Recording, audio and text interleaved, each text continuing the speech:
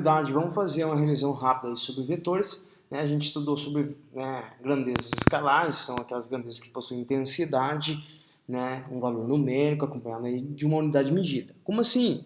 Massa, densidade, volume, tudo bonitinho. Isso são grandezas escalares. E o que são grandezas vetoriais? Para ser uma grandeza vetorial, ele tem que obedecer ao seguinte critério. O primeiro critério é dizer o que precisa ter módulo. O vetor precisa ter o que? Direção. E precisa ter um sentido. Então, para ser uma grandeza vetorial, precisa obedecer essas três regrinhas: módulo, direção e sentido. E o que é esse cara? Simples. Módulo é o tamanho do vetor, o valor do vetor, direção. Qual que é a direção desse vetor? Vertical, horizontal, qual é o sentido? Para cima, para baixo, certo? Para a direita, para a esquerda. Então, isso determina um vetor. E o vetor bonitinho, geralmente, nós vamos encontrar o vetor. O vetor aqui, deixa eu colocar aqui.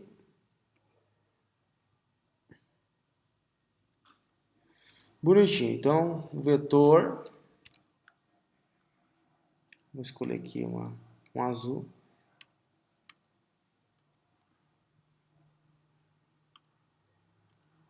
Então, vou ter um vetorzinho. O vetor ele é representado por um segmento.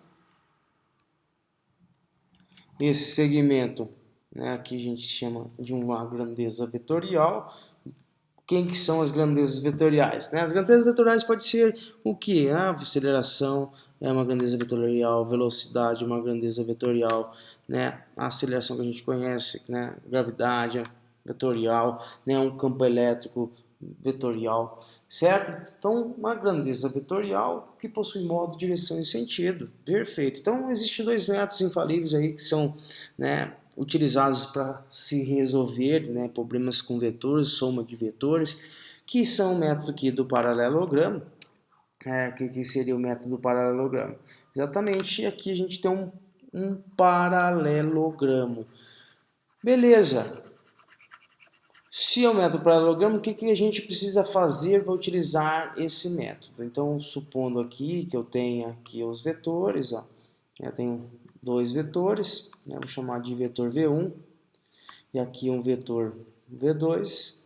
Para mim utilizar o método do paralelogramo, eu preciso ter o que? Colocar um ponto de origem e através desse ponto de origem eu colocar os vetores aqui. Então, vou ter esse vetor bonitinho. Então, aqui vai ser o vetor V1 e o vetor V2. Por que paralelogramo? Consiste aqui a gente construir esse lado paralelo aqui a esse e esse lado aqui paralelo a este. Perfeito. Então, daqui da origem, no ponto O até aqui, ó. Então, se eu pegar uma reguinha, vou inclinar aqui. Então, desse ponto de origem até... Show. Beleza. Desse ponto até ali, nós podemos dizer que temos um vetor resultante. Vou chamar aqui de VR. Tá bom? Então, para me calcular esse carinha aí, a gente tem um ângulo aqui central, onde encontra os dois vetores. Aqui tem um ângulo desses dois vetores bonitinho aqui. Podemos chamar de θ, bonitinho. E quando tem o método paralelogramo, basta aplicar a lei dos cossenos, tá bom? Então, podemos dizer aqui matematicamente, a gente, com a lei do cosseno em si, e com dois lados a gente consegue encontrar o terceiro. Só que o que muda um pouquinho aqui na física, que aqui em relação aos vetores, o ângulo de observação nosso é esse ângulo que encontra os dois vetores aqui, no caso este ângulo aqui, ó. E para uma relação que a gente pode observar, que os dois são suplementares e tudo mais, da lei do cosseno da matemática é menos, e aqui a gente observa que vai ser mais, né? Depois a gente estuda um pouco mais em relação a isso, vamos entender rapidamente uma revisão sobre os vetores. Certo? Modo, direção e sentido. Método paralelograma consiste em pegar os vetores e partir de um único ponto, e depois fazer aqui, né, traçar paralelamente, né, os seus lados, e aonde sair do ponto de origem até a interseção aqui, nós temos o vetor resultante.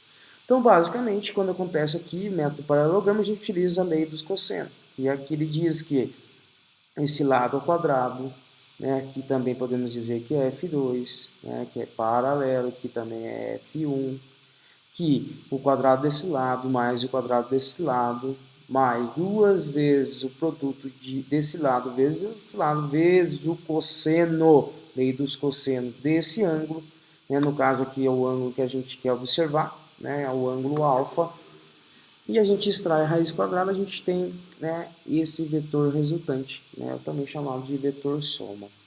Pelo método do polígono, o que seria o método polígono? Justamente é o que? Né? Aqui temos um polígono fechadinho, bonitinho, uma figura plana fechada por segmentos de reta, e aqui tem algumas orientações, né? Tem alguns vetores em sentidos diferentes, certo? Então, o que a gente faz aí para utilizar o método do polígono? O método do polígono, ele é infalível também quando se trata de mais de dois vetores. E o vetor, né, pelo método do paralelogramo, é essencial quando a gente tem dois vetores, tá bom? Então, o método do polígono consiste no quê? Pegar um vetor e colocar outros vetores a partir do primeiro. Como assim? Então eu tenho aqui o início do vetor, né? Aqui eu vou ter o fim. A bundinha desse vetor, vou colocar aqui na cabecinha dessa seta, ó, subiu, peguei, coloquei aqui, estou reorientando eles, não estou modificando o tamanho, o módulo do vetor em si, certo? Depois eu vou pegar quem? F3, ó, vou colocar onde terminou um, e vou colocar aqui bonitinho. Depois terminou esse, eu vou pegar esse pequenininho, vou a bundinha desse vetor na pontinha do outro. E para fechar, presta o seguinte detalhe, que a gente tem que ligar o que? Do início ao fim. Esse é o vetor resultante, certo? Então, o vetor resultante é nada mais que o somatório desses vetores. Quando nós temos aí vetor, né, unidade polígono, é bastante utilizado quando a gente tem uma malha quadriculada, né? Fica muito mais fácil a gente observar, né, e a gente calcular esse vetor resultante. Tranquilo? Então isso é um vetor. Então o método paralelogramo consiste em unir, né, os vetores a partir de um único ponto, e é extremamente importante quando trabalhando com dois vetores. Fechou? É simples assim.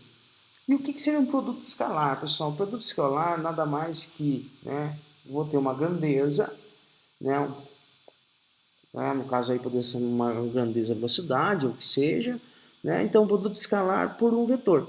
O produto escalar vai ser um número que vai multiplicar, não pode ser um número inteiro, né, né, que vai ter a mesma, né, a direção vai ser a mesma, né, no caso aqui desse vetor V, só que o sentido depende do sinal desse produto escalar. Nada mais o que eu dizer aí, ó. Então eu tenho um vetor aqui, vou chamar de vetor V1. Vamos supor que eu peguei esse vetor V1 e multipliquei por um escalar 2. Isso aqui, supondo que ele tem módulo de 2 centímetros, né, o outro vai ser o que? Se eu multiplicar por 2, por um escalar, um produto escalar, né, multiplicar produto, né, multiplicar por esse escalar, se eu multiplicar esse vetor duas vezes, significa o quê? Que esse vetor vai aumentar duas vezes esse tamanho. Então, no caso aqui, teria um vetor com módulo de 4 centímetros. Só que temos que ter cuidado que se esse produto escalar, né, se esse escalar for maior do que zero, né, a gente tem o quê? Vai ser no mesmo sentido. Se produto escalar for menor do que zero, significa que aqui no caso a orientação está para a direita, né, o sentido aqui, ó, direito. Se eu multiplicar por escalar menor do que zero, número negativo, né, ele terá o sentido oposto. Tá bom? Então aqui podemos dizer que se eu multiplicar vai ficar menos 4. Então a direção desse vetor será oposta. Tranquilo? Então no caso aqui a gente também não pode esquecer do seguinte, né? Que eu tenho aqui, né, exatamente essa orientação aqui desses vetores. Esse vetor aí, né, chamado de vetor oposto. O que seria o vetor oposto? O vetor V1 é nada mais aqui o segmento, né, do vetor de O até A. Então, basicamente, calcular esse vetor é A menos O. E o que acontece? Né? No sentido, aqui, nesse ponto O, a orientação nesse sentido, eu tenho um vetor positivo. E aqui, nesse sentido, quando eu faço B menos O, eu tenho o sentido oposto. Então, eu tenho um vetor negativo. Certo? Então, dois vetores são opostos quando têm o mesmo modo, mesma direção e sentidos opostos. Certo? Tem mesmo módulo, mesma direção e sentidos opostos. Isso a gente diz que são vetores opostos. Então aqui tem o mesmo módulo, bonitinho.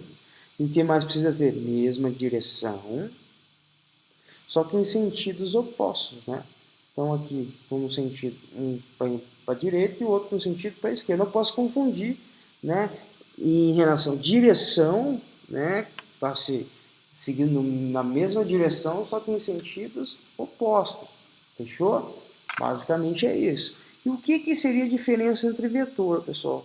A diferença de vetor, né, no caso aqui ΔV, né, é o vetor final menos o vetor inicial, ou podemos também dizer o quê? Que a diferença de um vetor é pegar o vetor e adicionar com o vetor oposto. Né? No caso aí, né, o vetor, né, representado geometricamente pelo segmento orientado que vai na extremidade do segmento orientado. Então, beleza. Tranquilinho. E aí vamos seguir a situação aqui. Deixa eu só mudar aqui rapidamente. Vamos aqui fechar esse daqui.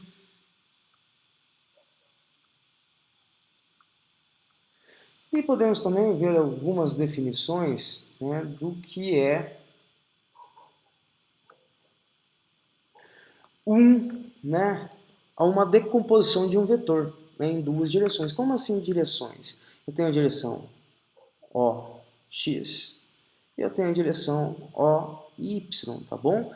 E aqui, né, se o vetor F inclinado, certo? A alfa em relação ao x, ó, inclinado, vetor F, vetor resultante, inclinado a alfa em relação ao eixo OX, ó, de OX, e inclinado a B em relação ao eixo OY. Então a gente tem duas componentes. Então podemos dizer o que? Em relação a Fx, ó, a gente tem a componente F segundo a OX. Em relação a Fy, nós temos componente F, segundo a orientação OY. Perfeito. Mas como que a gente encontra, né, esse Fx, né, como a gente encontra esse Fy? A gente pode entender o que Fy é a mesma vetor que está aqui desse lado. Certo? Que Fx também é o mesmo vetorzinho que está aqui desse lado. Então é muito simples, ó, tranquilidade. Para a gente descobrir, né, esse Fy, utilizando o ângulo alfa em relação à orientação segundo o OX, podemos dizer o quê? Que é o seno de quem? De alfa é igual, cateto oposto, Fy sobre F, certo? Cateto oposto sobre hipotenusa. Logo temos o que? Para encontrarmos Fy é igual a quem só multiplicar cruzado, isolar Fy, vai ser F que multiplica seno de alfa. Olha que coisa maravilhosa. E para a gente achar aqui em relação à orientação OX. E para a gente achar a Fx. Fx nada mais que o que? Cosseno de alfa é igual a cateto adjacente Fx, vetor Fx sobre hipotenusa. Logo podemos dizer o que? Que Fx vai ser igual a f vezes cosseno de alfa. Olha que coisa bacana usando matemática. E em relação à orientação, né? Segundo OY, direção OY, que nós temos isso daqui. Então, para a gente obter em relação ao ângulo beta, nós temos aqui qual componente? Opa, seno cateto oposto sobre hipotenusa. Então, seno de beta. Beta vai ser igual a quem? Cateto oposto, fx sobre hipotenusa. Logo, também nós podemos calcular a fx em relação ao ângulo beta, que era o quê? Que vai ser fx vai ser igual a f vezes seno de beta. Belezinha! E para a gente achar a componente fy? Tem segredo? Não. Então vai ser quem? Em relação ao ângulo beta, esse é o cateto adjacente, então vai ser o cosseno de beta, vai ser cateto adjacente fy e sobre hipotenusa. Logo, fy multiplicando cruzado, aqui tem um embaixo, então nós temos que vai ser f vezes cosseno de beta. Que legal! Então, para achar fy, né, posso calcular em relação ao seno a f vezes seno de θ, que também pode ser igual a quem? Em relação à orientação ó, y, que vai ser aqui, ó, f cosseno em relação ao ângulo beta, f cosseno de beta. Que a gente também acha aqui, ó, cosseno f cosseno de beta. Também me dá a fy.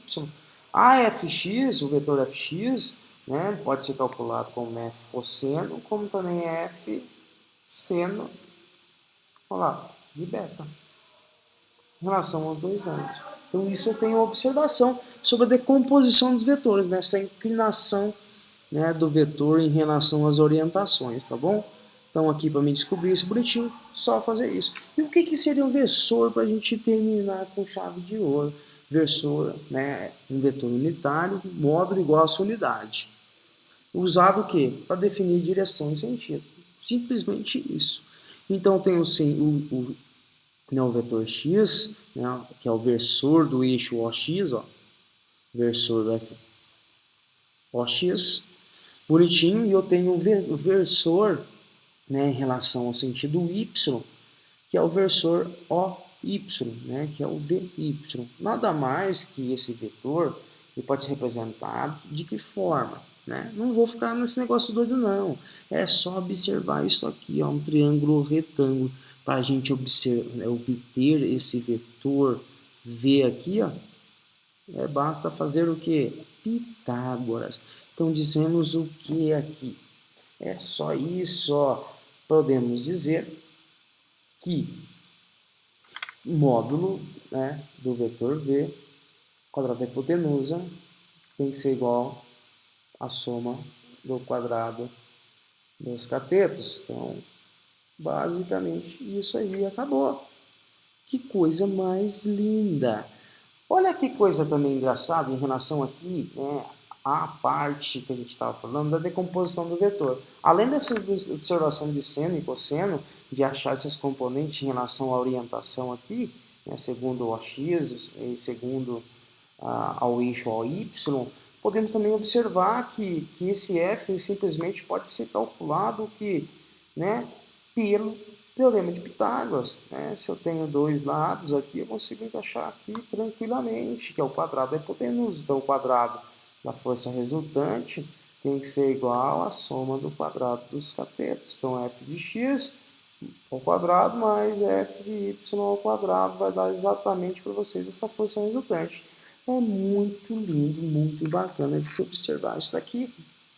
Olha que coisa maravilhosa. É muito simples. Então vamos lá. Vetor, modo, direção, sentido. Força é uma grandeza vetorial? Beleza. O impulso é uma grandeza vetorial? Também. Quantidade de movimento? Também. Será que o campo elétrico também é? Também é. E massa? Grandeza escalar. Tá bom? Então, se eu der uma situação para vocês, onde envolve que eu quero encontrar esse vetor aqui, ó, nessa decomposição aqui, sobre esse ângulo, nós vamos calcular exatamente o que a gente definiu, sem decorar a fórmula, sem nada, né? Só observando que eu tenho um ângulo, eu tenho o ângulo de observação, um lado oposto a esse ângulo chamado, né? E o cateto oposto. Aqui podemos ter um ângulo de 90 graus, né? Oposto a um ângulo de 90 graus, e hipotenusa. Maravilha, maravilha. Certinho? Então, o vetor oposto tem mesma direção, mesmo módulo, e só que tem sentidos opostos. É um produto escalar quando a gente multiplica, né, o vetor por um escalar. Né? Se eu multiplicar por um e, né, o valor do escalar maior que zero, tem o mesmo sentido do vetor. Né? Se eu multiplicar no sentido, né, um e, um produto escalar menor do que zero, ele vai apresentar também um sentido oposto, certo? Então, positivo, multipliquei por um escalar, ele vai no mesmo sentido. Quando eu multiplico por um escalar negativo, ele vai ter, né, no sentido oposto. Fechou? Tranquilo? Belezinha. Então, para usar o método paralelogramo, né, eu tenho que colocar, né, os vetores a partir de uma origem, fazer os tracejados paralelos aos seus lados, e do ponto de origem, onde a interseção entre os tracejados, eu tenho um vetor resultante. Calcula-se o que? Pelo lei dos cossenos, fechou? E quando esse ângulo, né, no caso que a gente está observando aqui, a gente pode observar que também tem, né, um uso aqui do paralelogramo bacaninha, certinho. Então, quando o alfa, né, o ângulo de encontro, no caso aqui, vamos supor esses dois aqui, ó, partindo do mesmo ponto de origem, aqui surge o ângulo de observação, o ângulo dos dois vetores, o vetor V1, F1 e o vetor F2. Quando eu pego os lados paralelos, daqui até aqui nós temos aqui o vetor resultante, o vetor soma, tá bom? Então, com isso, o ângulo de observação que nós temos é esse, e a gente utiliza a lei dos cossenos, certo? Quando eu tenho dois vetores, paralelogramo. Quando tenho mais de dois vetores, nós utilizamos o método poligonal. Tranquilidade, até mais, vamos para cima.